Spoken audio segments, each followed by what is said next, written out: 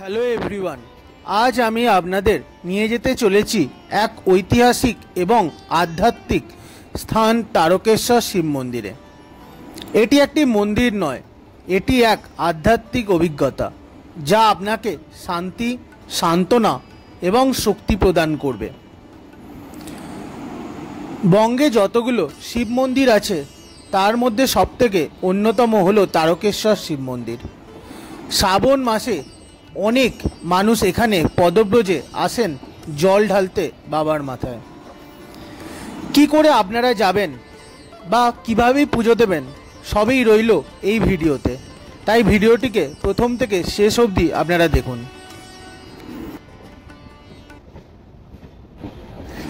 সবার আগে আপনাকে চলে আসতে হবে হাওড়া স্টেশনে। হাওড়া থেকে প্রতি 1 ঘন্টা ছাড়া ছাড়া তারকেশ্বর লোকাল বা গোঘাট লোকালে আপনারা সরাসরি চলে আসবেন তারকেশ্বরের স্টেশনে।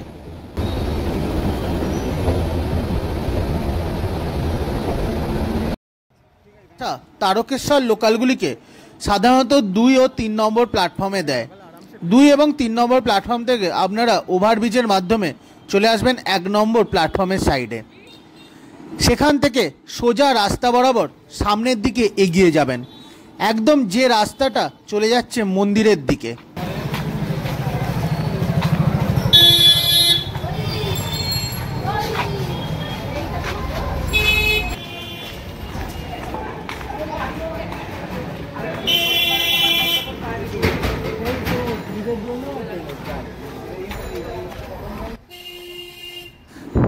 শ্রাবণ মাসের সোমবারে এই রাস্তাগুলোতে পা রাখা যায় না, ভক্তদের এত সমাগম হয়, এখানে ব্যারিকেড পড়ে যায় তারকেশ্বর স্টেশন থেকেই। পুরো রাস্তার দুদিকে ভক্তের আনাগোনায় ভরে যায়।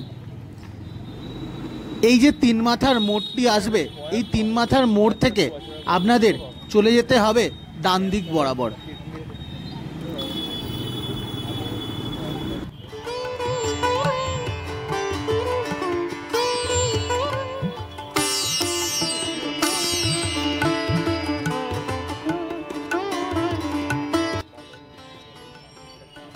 শিবানন্দ মহারাজের তৈরি এই মন্দিরটির নাম হলো রাখাল বালক মন্দির। শিবানন্দ মহারাজ নিজে একজন রাখাল ছিলেন। তার সংস্পর্শে আসা প্রত্যেক শিশুর মনকে শান্তির সাথে পূর্ণ করতে চেয়েছিলেন। এই মন্দিরে রয়েছে একটি শিব মূর্তি।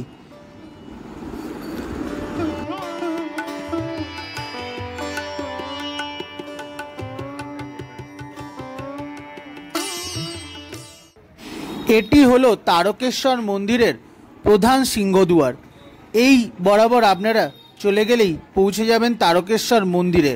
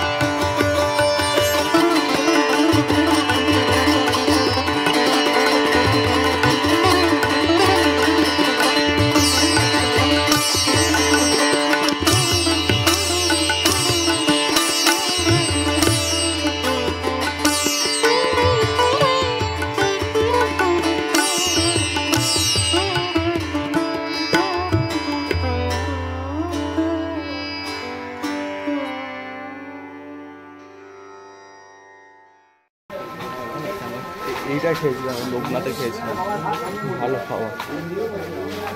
এদিকে কি আছে? আচ্ছা, এদিকে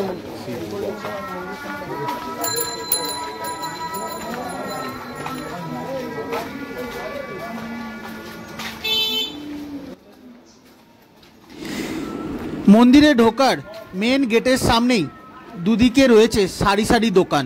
এখানে আপনারা পুজো দেওয়ার জন্যে বিভিন্ন দামের ডালা পেয়ে যাবেন এবং পাবেন শিব মূর্তি থেকে আরম্ভ করে বিভিন্ন ধরনের ঠাকুরের মূর্তি রয়েছে। এখানে অনেক আচারের দোকান, এখানকার আচার বাংলার খুব বিখ্যাত। কিন্তু আমি পুজো দেওয়ার জন্য ডালা নিয়েছিলাম মন্দিরের ভেতরে, কারণ এই দোকানগুলোর থেকে আপনারা নিলে তারা জুতো রাখার জন্য আলাদা করে দাম নেবে। আমি মন্দিরে যার থেকে ডালা নিয়েছিলাম তার নাম্বার স্ক্রিনে দিয়ে দেব। তিনি আমাদেরকে একদম মন্দিরের ভেতর অবধি নিয়ে গেছিলেন এবং পুজোও দিয়েছিলেন। আপনারা যদি কখনো তারকেশ্বর আসেন, এনার সাথে যোগাযোগ করতে পারেন।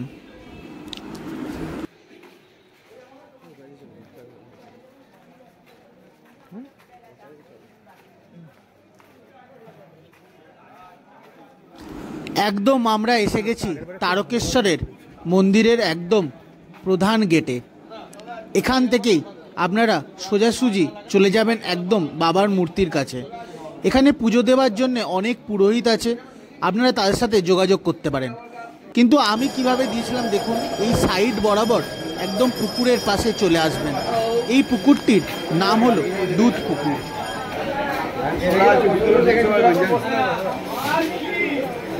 ওই তো কাকু।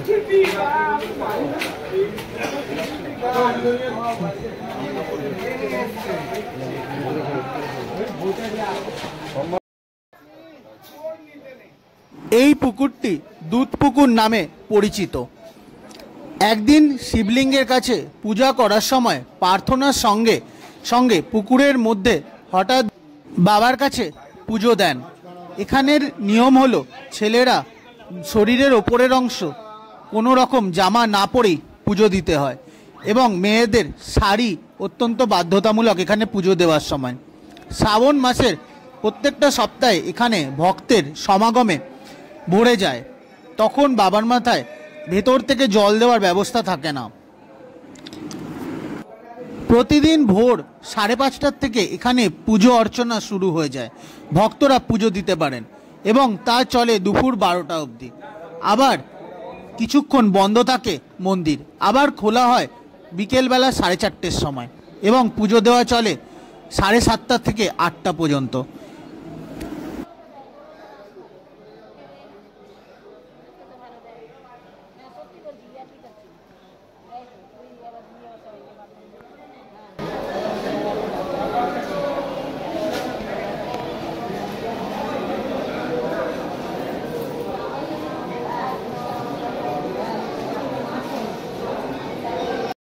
এটি হলো প্রধান মন্দির। এর ভেতরেই রয়েছে স্বয়ম্ভু তারকনাথের মূর্তি।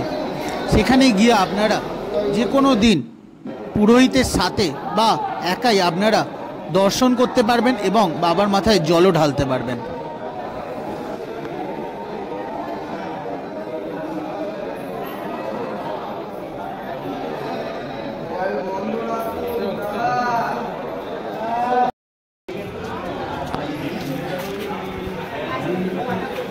আমাদের খুব ভালোভাবে দর্শন হয়। দর্শন শেষ করে আমরা বেরিয়ে এলাম মন্দিরের বাইরে।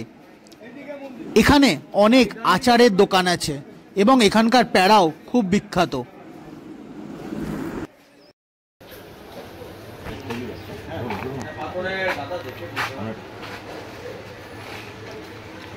এদিকে ডাস্টবিন আছে। টেস্ট করবেন একটু ভালো। আপনারা এলে এই শিবুর আচার দোকান থেকে কিনতে পারেন। দোকানের ব্যবহার খুবই ভালো আর সত্যি টেস্টও অসাধারণ। ডাস্টবিন কিন্তু ওইদিকে আছে।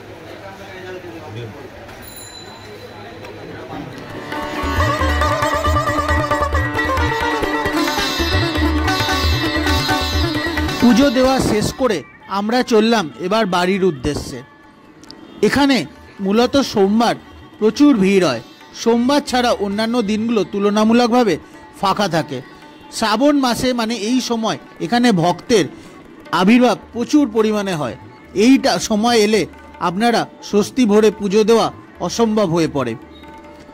আপনারা এই যে গেট দিয়ে আমরা ঢুকেছিলাম সেই গেট দিয়ে বাইরে বেরিয়ে সোজা আপনারা চলে যেতে পারবেন একদম তারকেশ্বর স্টেশনের দিকে। আর তারকেশ্বর স্টেশনের পাশেই আছে বাস স্ট্যান্ড। সেখান থেকে ওয়েস্ট বেঙ্গলের সমস্ত জায়গাতে, পশ্চিমবঙ্গের বাঁকুড়া, বীরভূম, হাওড়া, কলকাতা সমস্ত জায়গার বাস সব সময় পেয়ে যাবেন। আর হাওড়া যাওয়ার জন্য প্রতি 1 ঘন্টা ছাড়া ছাড়া ট্রেন তো রয়েছে। কেমন লাগলো আজকের ভিডিও আপনারা কমেন্ট করে জানাবেন। আবার খুব তাড়াতাড়ি আসছি নতুন অনেক ভিডিও নিয়ে। ভালো লাগলে চ্যানেলটিকে সাবস্ক্রাইব করে সাবস্ক্রাইব বাটনটিকে প্রেস করে পাশে থাকবেন।